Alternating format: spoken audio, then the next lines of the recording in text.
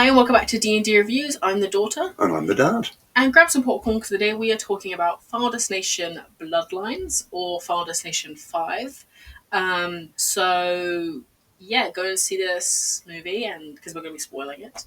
Something's got a hold on me here. I must be the Drinks all around. say it, oh, oh, oh, oh. Something's got a hold on me here.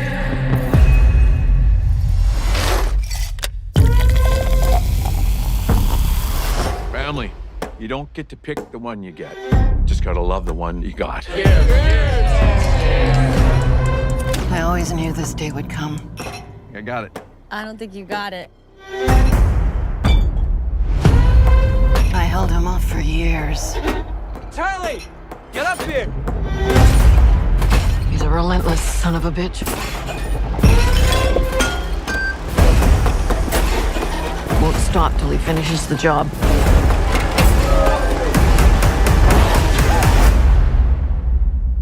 Death is coming for our family. What did you think of? To be honest with you, I liked Final Destination. I've never seen any of the others, but I generally find that when there's a series of films, they kind of go downhill in quality. But I was really impressed with this one. I liked it a lot. Yeah, same. I mean, you've seen the original. I've seen the plain original donkeys years back. Yeah. I've seen them all. I know, Of course, them all. But I would say it's actually a good movie in terms of if you have seen them all or if you haven't. Then, I mean, you have to kind of know the general plot. Obviously, the plot of Final Destination is that there's a huge catastrophe and one person has a premonition of what's going to happen and then ends up saving. Alters the future, it, but then death comes for them one by one in this elaborate thing, and that's like the whole franchise, like every single. Instead of just giving them cancer or something. Yeah, like a heart attack. It does this elaborate like setup of deaths. Now, the catastrophe in this one is actually from the 60s. It's called a tower called the Sky View that basically collapses and like everybody. Yeah. I think it's meant to be like the Space Needle. In Seattle, but obviously they would not let them. No, they're not going to allow that. Yeah. What's different about this one compared to the others is that this is actually called Bloodlines for a reason. Basically, what it is that it's actually the grandma of the main characters in this who had the premonition about this thing happening in the 60s. But death is coming for them because they were never supposed to exist. She went on to have children. She was very pregnant at the time, but she went on to have another kid. Child who've all had children. Yeah, who've all had their own kids. And she was supposed to die up there, and now that it's coming for them because they were never supposed to exist. That's she what it says. Figured it out, didn't she? She figured it out. But it's very because she saved hundreds of other people. As well. There were like 200 people up there, and she cleared the building. With her panic and everything. But yeah, I mean. First of all, I love the scene at the beginning. Yeah, it's in the 60s. You know that like straight away, like it's the 60s. Because they're dressed that way and stuff. Yeah. But it's a couple, Iris, which is actually funny because it's like the middle of the eye. She sees premonition. Which is actually funny enough, Companion. Do you remember we saw? I do. The main character in that, the robot, is called Iris, but people said it's because it's Siri spelled backwards, and that's why she was called Iris. Okay. But Iris and Paul, they go up. And basically, it's like a fun. It's the first ever time this. Their boyfriend and girlfriend. It's the first ever time this thing has been opened. The Sky View. Yeah. It's the first night. Debut night. But fun fact, it was made 5 months ahead of schedule. Yeah. They're saying like fun facts about it. It weighs this much. It's this tall, and it was completed 5 months ahead of schedule. Yeah, and it's this advanced design. Yeah, it's this new that thing. You perhaps shouldn't rush. But it's a really fun night for them because he's going to propose to marriage. She's going to tell him. She's pregnant, but she ends up telling them because she gets, if he loves you, just tell him kind of thing. Yeah. But she's already pregnant with Howard, the elder. Yeah, the older child, brother. Yeah. But yeah, so she ends up seeing this. There's a lot that happens in Final Destination theme, like this kid is throwing pennies over the thing and it gets caught in something, but then also a chandelier drops and it smashes the glass, and there's a lot of different things that happen. Because it's a glass. There's a glass dance floor, isn't there? Because in a lot of Final Destinations, like the third one with the roller coaster, people just die from the fact that they're on a roller coaster, whereas in this, people die from falling through. Actually, what happens is they go to the dance floor and people fall through, including Paul. Yeah. R.I.P. And then there's like gas leaks of people setting on fire, and then like it starts turning, and this piano just falls. It partially collapses. But it's like a lot of different mini things that happen up there that people die from. The kid getting hit by the piano. That was so funny, yeah. Spoiler alert, the kid's a right little shit. Yeah, and he deserves to get hit by a piano. People overload the elevator and that slams down as one guy gets cut in half that way, really crazy. But she finds a kid who actually she had seen earlier on, who is the last to die. He's the last to die, not her, because he would die after. That's why he's not meant to be there. He's the child. He's the child of the main singer of the band. By the way, this movie is very like music. It's like not musical, but it's very musical orientated. They're singing "Shout," the Isley Brothers song. They all link to Raindrops. Yeah, that's so funny. Funny. Earlier on, the first song you hear is "Bad Moon Rising," which we were saying because it's the lyric. Yeah. Like you are. Don't go out tonight. They're about to get right. And then Johnny Cash Ring of Fire plays as well because it's the 60s. Which actually fun fact. I think that's because the flambe sets fire to the woman. Yeah. Oh yeah, that was a good one. And then when everyone falls through, it cuts to down below and they're playing the two guards or the valet or something. The car parking guys. Yeah, standing talking.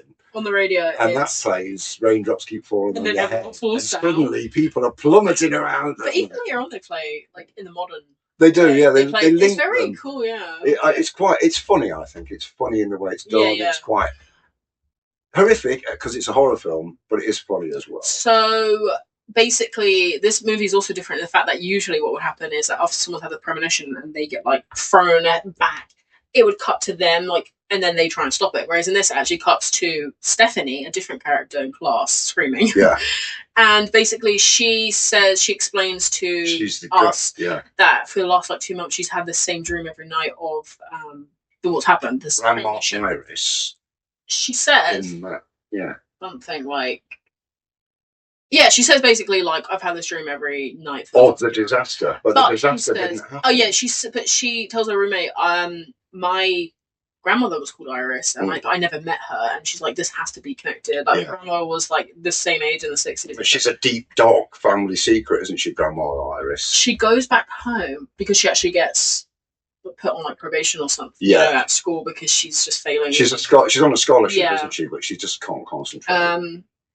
And do you think that people who have scholarships in American universities, if they grades fail, do you think that they get kicked out of school? Or do you think they just get put on they have to pay now? Do you think if they lose their scholarship, they just get kicked out, or do you think that they have to actually just pay? I think their grade. I think your grades would be on such a poor level that they would consider it wouldn't. You wouldn't be accepted there anyway. Yeah, they wouldn't take you in anyway. We made a mistake giving you a scholarship. Do you think that someone got put in on a football scholarship and then they broke their legs or something, that they would then kick them out? Because I remember many years ago, I can't remember whether it was a basketball player or American football player, but he was a top player. He'd got a degree from university and he was illiterate. Oh. So he had been passed in his exams and what have you because he was obviously a top player, and the university just passed him. And he was illiterate. He never learned to read or write. I don't know whether he was dyslexic or something, but he just never learned to read or write. Didn't need to. Just put an X on the contract for his millions, So.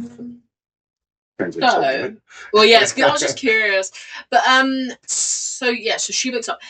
She goes back home. Now the outline of this family tree is that Iris was married to Paul. Amazing Paul, who's so nice. It's so funny. I was saying this to Grace, my sister. We were watching something else set in the 40s. I was like, imagine having a nice husband in the 40s or the 60s. A guy that's actually so sweet. How crazy. Yeah. Because back then you couldn't get arrested for domestic violence. Yeah. You could just hit whatever you wanted. Yeah. So it's imagine having an actual. But I was actually thinking, Ruth Bader Ginsburg, the movie we watched. Her husband was really nice. He was really. He was so sweet, and she was really sweet to him as well. Yeah, they were a tight couple. He was. He was in the day. He was the lawyer, and then she was a housewife. And he was demanding. When he got really sick, he got really sick. So then she took up his both roles of degree, like caring for the kids and then the law stuff. But then when he got better, he said like, no, if you really love it, then we can both do it. He fought for her rights, didn't he? And anyway, he was a real man of equality back in the days when there was no such thing. Iris was married to Paul. She was pregnant at a time with Howard, who's the oldest, who has 3 kids. Because she, by the way, I'm just pointing out, because she realised and had a premonition of this disaster, she cleared. Yeah. So later when she's talking to Stephanie, she explains. So everyone. What actually did this time is, because she knew it was going to happen, she just got up on stage and she took that kid throwing pennies. Yeah. She got up on stage and told everybody it was going to break. Yeah. And then that place closed down. She explains later on because we run into her. But she had so her and Paul had Howard, who had 3 kids. Eric is the oldest, and then Julia, and then Bobby.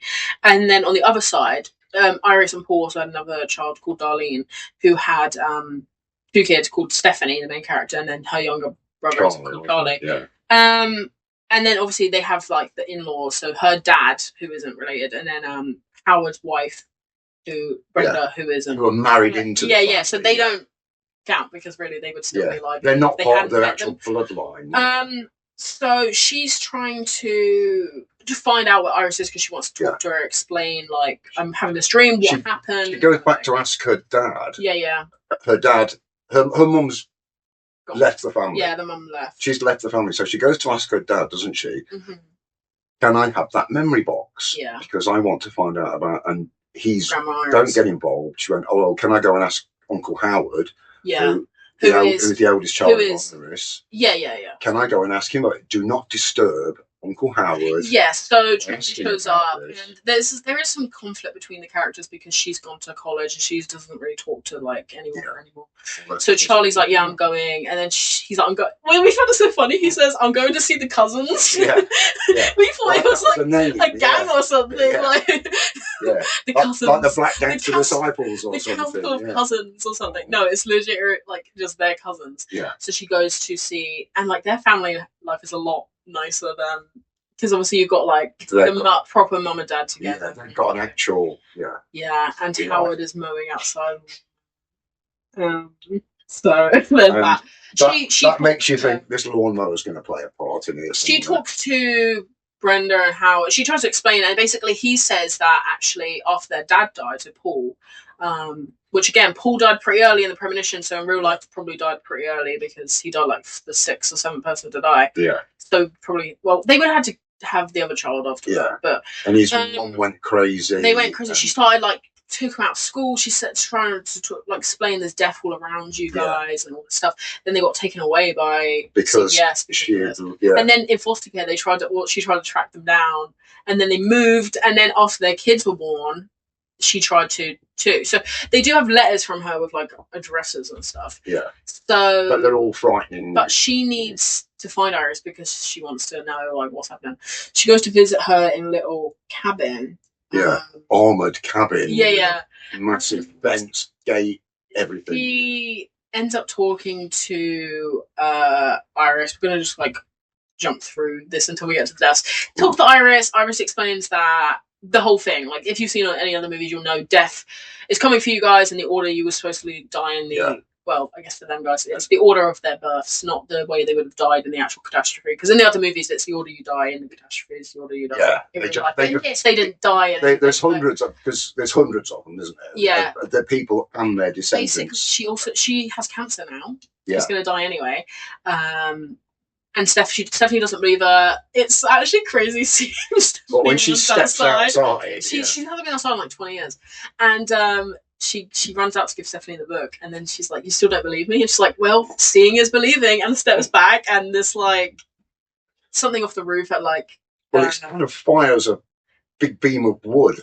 Is it through the back of her? Yeah, through the back of her head. Yeah, and comes out of her mouth, and she's absolutely plastered with blood from head to toe. She did. But there's at the funeral, Darlene shows up, the mum of Charlie and Stephanie. Because Iris, her mum, has died. Yeah. So the brother, God, Howard is so sweet. He is a sweet guy. He's so sweet. Like he's like, I didn't think I didn't think she'd show. He goes and like hugs her and says, "I'm sorry." And then basically the next scene is them at a barbecue, and he's like talking to her like, "Move in, you can do this." And here's a key. Here's a key. Yeah. But at the scene, there's a barbecue, and their house is so nice. They have, we were saying it, outside. They have like the ice tray, like that you usually have, but then they don't just have bottles of Coke or lemonade or whatever. They have the actual gun with all the buttons on it, so you can have whatever you want. Yeah. So good. A lot of fun setup here. Bobby drops a glass. He tries to do it, and then you see the glasses then in the ice. One big shard of glass falls into the ice. There's a rake underneath the trampoline. It keeps showing these things, and the trampoline's got a bit of a rip on the edge. From the side it falls, and then it hits up onto like all of the like stuff falls over. And Stephanie is at home at this point, but she's trying to figure out. Clues happen, you know how like in the other movies wind blows things over and then people look and they're like, that's really weird. Well, she's got all the evidence that she has Iris' she's got it on the wall. She has Iris' book, so she just starts a weird thing. Like, she actually drives over there and it says danger ahead, like all these signs that she sees. Lots of fun setup, but basically Howard ends up dying. Obviously he's the oldest. She was already Iris pregnant with him already. So numerous things. You see the glass go into the ice, and everyone's got a drink with ice in it. Yeah. And the girl cousin starts choking, and she goes, and you think, oh my god! And there's a bug in it. And there's various. What happens is that the dad, Stephanie's dad, had it in his club, and what happened? They were playing Jenga, so it ended up getting knocked over. And then Howard sees Stephanie's there, so he was like, "Stephanie, hey!" And walks treads on it, steps on it, and then how does the lawnmower start? I think what had happened is that when she, Darlene fat sorts. Wait, there's a rake under there. When she put it back, it fell over on the lawnmower, and then the lawnmower he falls because of the glass, and then his head gets the lawnmower runs over and chops his head off, chops his face off. Doesn't try and help him; they just scream. Yeah, which we thought was funny because he could have been saved. Well, he'd just kicked it off him. It might have chopped his nose a bit or something. Like Iris, no, there's no saving her, but like he could. Well, no, she's dead in an instant. But at his funeral was his funeral next, and then after this is Stephanie. Is a scene I don't like. She's trying to explain to the family. Yeah, and I hate this Final Destination movies where it happens where people are like, look, all these people died in really weird ways. Yeah. And you find out Iris had all of these. Basically, what is revealed? She found out every single person that was died that was died on the Skyview that night had died by means of Final Destination. Yeah, died by. And she had said, but these people went on to have families, and they had families, which means it took a super long time to finally get to Iris. Kill them all. Yeah. And you find out about that little boy who was throwing pennies, who got crushed by the piano. It said on his pickpocket dies by getting hit by a piano moving company or something. Like he got hit by a piano truck when he was like 40 or whatever. Yeah, because he got killed by a piano. Yeah. But what I don't like is the fact that no one believes her. I know that she's like, you're trying to make our dad's death into. They don't even try and calm her down. Yeah, but it's like if you saw that evidence and you saw a bunch of people who died. We're probably going to die at like the Sky. I know they weren't there, but like, and then you see that they all died in weird ways. The order that she said they were dying in, I would be a little bit like, because she's got a huge wall thing with all the names on and post-it notes, hundreds of post-it notes. What's funny is that actually in a lot of the other sequels, they always talk about Flight 180. They always say that flight that was going to crash when it was, going from New York City to Paris, and they always talk about that. Where in this movie, they actually don't bring that up, which is kind of funny. So it ends up, the next scene is, she says that Eric's going to be next, the oldest. Yeah. Because obviously it's going to be him, then Julia, then Bobby, and then Darlene, so their mum, and then Stephanie, and then Charlie. She says Brenda and our dad are, like, exempt because they married it. They married it, yeah. Realistically, they'd still be alive if they would just be with different people or whatever. They wouldn't be dead. If Iris died then, they'd still be alive. Their lives would be different. But they'd never know they're missing. The next scene is in the tattoo parlor with Eric. Where I got completely confused because, do you remember I was saying, this is in the monkey, this is from the monkey. Oh my goodness. So yeah, basically we went to go see the monkey a few months ago. We saw that the first teaser trailer they released of this movie was just this scene in the tattoo parlor. Yeah, like the whole scene. I'll upload like some of it in the video so you guys can see. But yeah, it was just that scene. And he was getting so confused because he was like, wasn't this in the Monkeys? Exactly, This is I'm the sure exact same it's thing. identical. What's If going you don't know, on? the Monkeys basically are Final Destination, but with like a monkey instead of Yeah. like, it kills people in weird ways. In weird ways. Yeah. Pretty good, actually. Short story by Stephen King. But it confused that It confused hell out of you, me yeah. for a minute, until you And I was like, pointed out. it's Yeah. actually just the trailer that was. But this is a really cool scene because it sets up fun stuff. The song Without Me is playing, Without You, sorry. Yeah, because he plays Yeah. different mixes, doesn't he? And then he plays Eric's dad mix. Yeah, because he sees his thing on the phone is the dad. The scene is the dad, Howard, and him, like, there's a photo on the phone of them together. So yeah, he plays a sad thing. And it's really, his nose piercing gets caught in, like, the chain, and the fan starts pulling him up, and then a fire starts, and it's, like, crazy. And he's walking on top of the cabinet. Yeah, that crashes through. He ends up getting it off, and then he falls down into the fire. Yeah. And then it cuts the outside of the tattoo parlor and explodes. And then so we're like, oh, okay, well, all right, RIP. Yeah. She drives, the next morning, Stephanie drives over there with Charlie to his house because she's like, I'm worried about Eric. And then they find out the tattoo parlor burned down last night. And then he's like, watch out! Crashes into Eric. Like, what the hell? He's alive. And then like, how else you survive? He's like, oh, my leather jacket. Like, if I didn't have that on the police, I would have been dead. When he tattooed Dad, it was quite good. Yeah. There was that red hot and it got, thing with a heart on branded. it, and he branded himself on top of Dad. It was quite touching. Yeah. Really. Then are we going to say why he's still alive? Well, after this, they explain it. So she starts getting scared for Eric. Eric's gonna die. Blah blah. She says like, "Oh well, the leaves could distract this guy who can then kick the like soccer ball into like which would knock this over." Yeah. And the garbage getting taken out at the same time, and Julia comes out and it's funny because she even says, "We're so sick of your garbage," and then runs to go like running. Yeah. And then they see in the background that she gets hit by the soccer ball, the exact same thing that falls over, kicks the soccer ball, knocks her into the trash. So then she's been lifted up into the actual trash. So then they try and run. Stephanie runs on top and jumps on top of it to try and grab her out. Eric and Charlie are running in front, but the guy in the front, he's listening to music and swiping on like he's listening to What Doesn't Kill You Makes You Stronger. Yeah. So yeah, music just like with headphones in. Music plays a good part. And he's driving as well, isn't he? So Charlie and Eric are trying to like flag it down. Steffi's on top, and she's trying to grab. And Julia. The compactor's slowly compacting. And I thought that maybe because she was grabbing her up, but then no, she got squashed. That was pretty good actually. That was a good. Pretty amazing, pretty scary. sort of sign. Yeah. It cut. So the next scene is inside. All the characters are there, and this is when they all. This is when they all say like, "Okay, we're sorry, we didn't believe you." But why is everyone dying out of order? But then they get confused. Yeah, like you were right about everything, but you were just wrong about the order.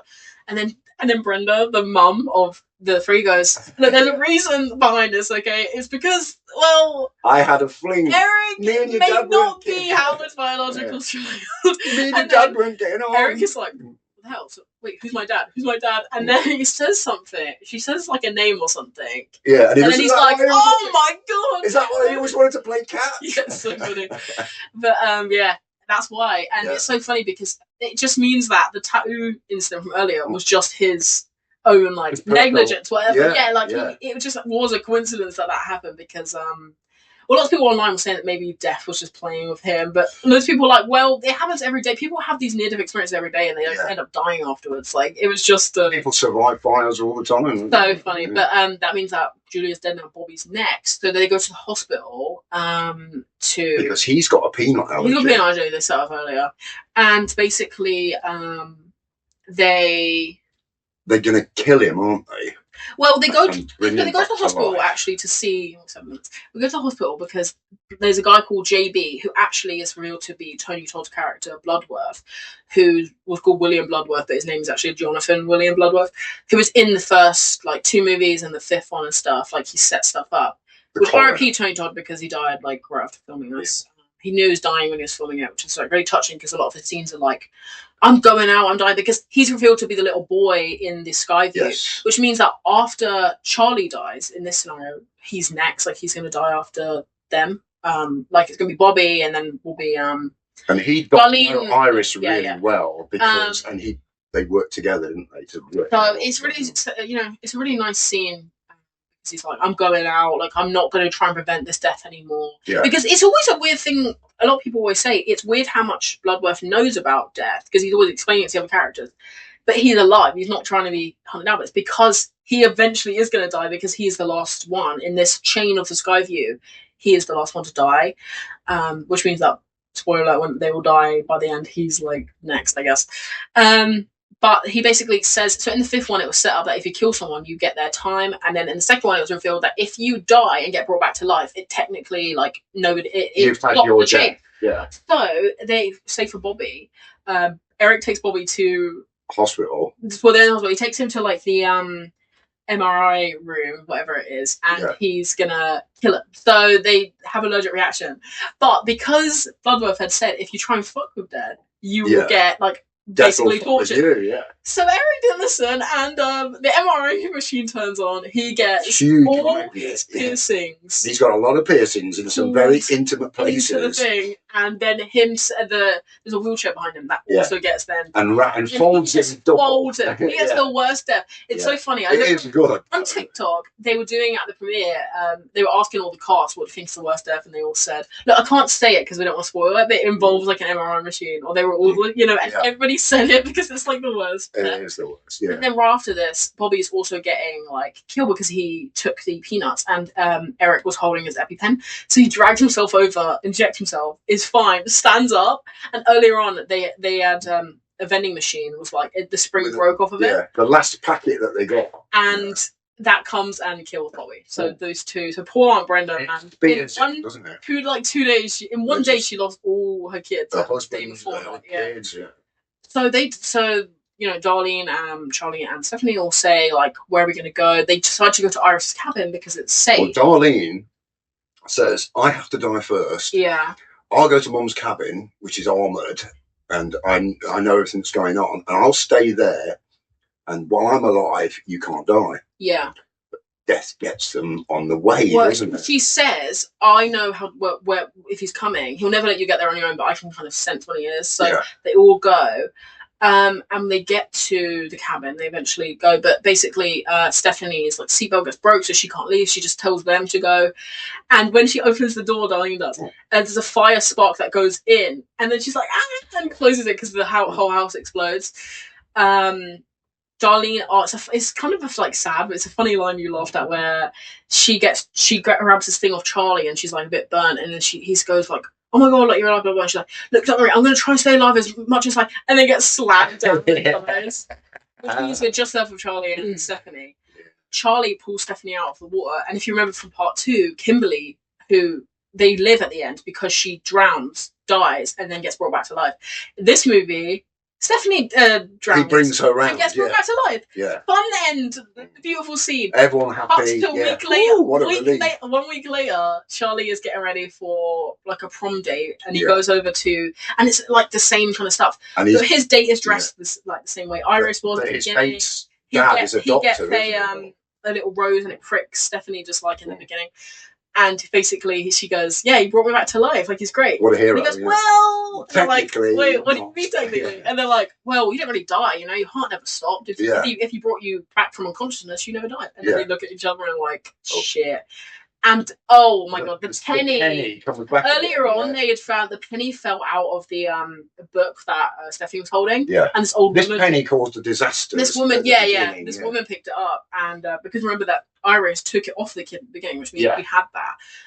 And it basically rolls down these stairs, and it goes. A train is coming. It stops the train, and basically it stops it from altering the track. The track, so it goes off of its track. Yeah, derails. Yeah. And then Charlie and Stephanie just run. Which loads of people were saying that. Does that mean that the dad, their dad must have died from that? There's no way he lived because he was standing right there. Yeah, I think he got. Which means that I think funny how people would have got. Yeah, it's so funny how we didn't believe earlier on. But the train's carrying massive logs, isn't it? Which you said is the reason that the pile-up happens. Yeah.